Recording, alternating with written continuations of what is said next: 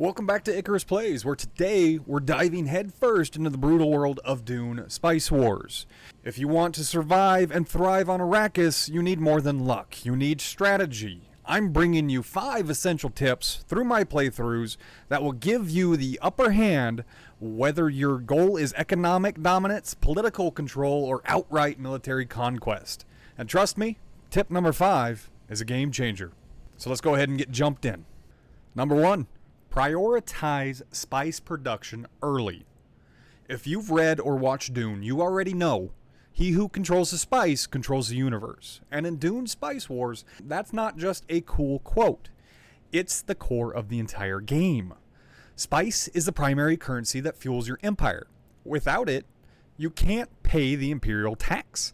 And if you fail to pay, the Emperor Sardaukar will eventually shut down your entire operation and you fail. Your first goal after securing your main base should be to capture a village with a spice field nearby. Once you have that, build a spice harvester as soon as possible and ensure you have crew in there to start your income stream. And why does this matter? The game has a dynamic spice economy. The value of the spice fluctuates depending on how much you sell. If you flood the market, the price drops. If you hold too much, you won't meet your taxes. It's a balancing act along the way. So make sure that you're using that spice to Solari slider wisely early on. Number 2, expand smart, not fast.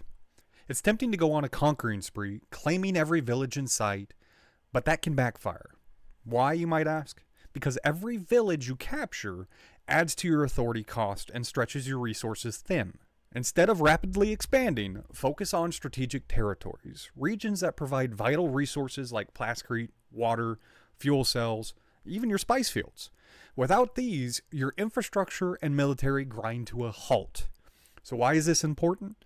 Expanding too quickly drains your authority, which is the political capital you need to annex new villages. If you run out, you won't be able to claim critical spice fields or fortify key locations. In my mind, the most important ones are, number 1, a spice field. Number 2, your plascretes. Number 3, your fuel cells for your advanced techs and airfields. And number 4 is your water, because without water, you have no life. Also, don't forget that specialized villages sometimes have bonuses like reduced troop upkeep or faster production that can tilt the game in your favor. Number 3, use your counselors wisely. Every faction in Dune Spice Wars comes with a council of advisors, and who you choose can massively influence your playstyle. This isn't just flavor text, these bonuses shape up how you approach the game. For example, if you're playing House Atreides, you might want counselors who boost political leverage to win land trade votes. If you're playing House Harkonnen, choosing someone who enhances military oppression fits their aggressive style. Now, why does this matter? Chancellors offer permanent buffs. That aligns with different victory paths. Choosing the right ones early sets the tone for your entire playthrough. If you're aiming for an economic victory, picking counselors who increase spice yields and improve your chome share. If you're looking at a military victory, prioritize buffs to unit production, combat power, and supply management. And lastly, if you're looking for a political victory, choose chancellors who enhance influence generation and manipulate votes in the land trade. Number 4, control the land trade.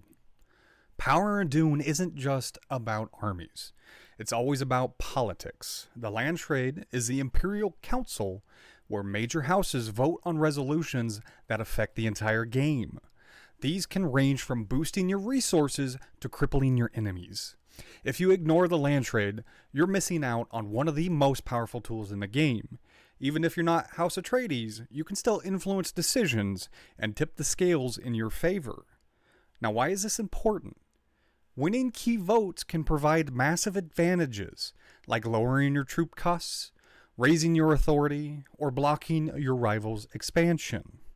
A quick pro tip, save your influence for high-impact votes. Don't waste them on those minor resolutions that come through. Be diligent on what you vote on.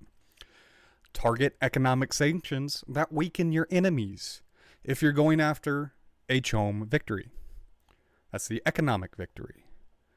Always check upcoming votes. Planning ahead is the difference between controlling the board and falling behind. Number 5. Manage supply in the deep desert. Here's the tip that catches many new players off guard. Supply management in the deep desert.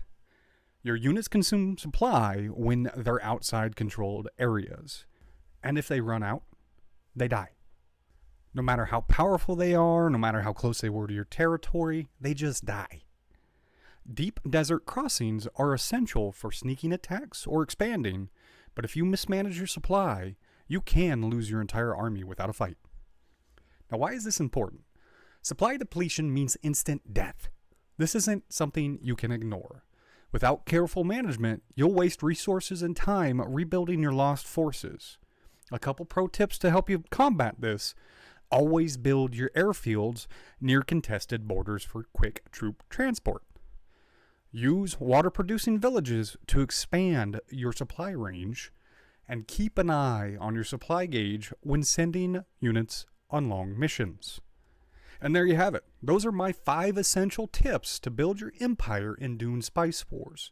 Whether you're a new player or looking to sharpen some of your strategy, these tips will give you the advantage on the sands of Arrakis. Which strategy works best for you? Drop that in the comment down below. I'd love to hear your approach to this game.